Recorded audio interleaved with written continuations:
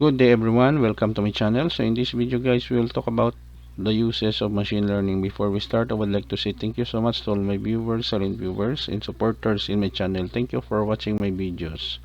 If you are new with my channel and then you like this video, please hit the like button. Don't forget to share and please support my channel guys by clicking the subscribe button. So let's begin.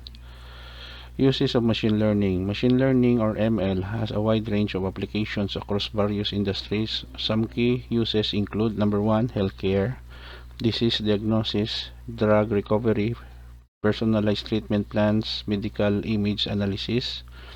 We have here number 2, finance, fraud detection, stock market predictions, credit scoring, algorithmic trading.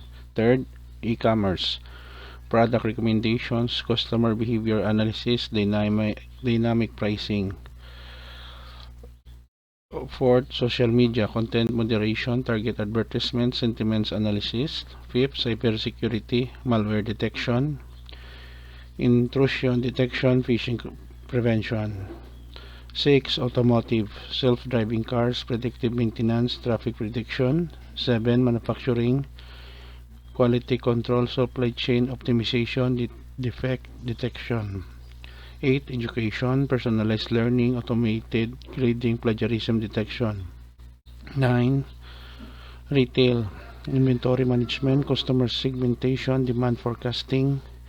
10, agriculture, crop health monitoring, yield prediction, automated irrigation.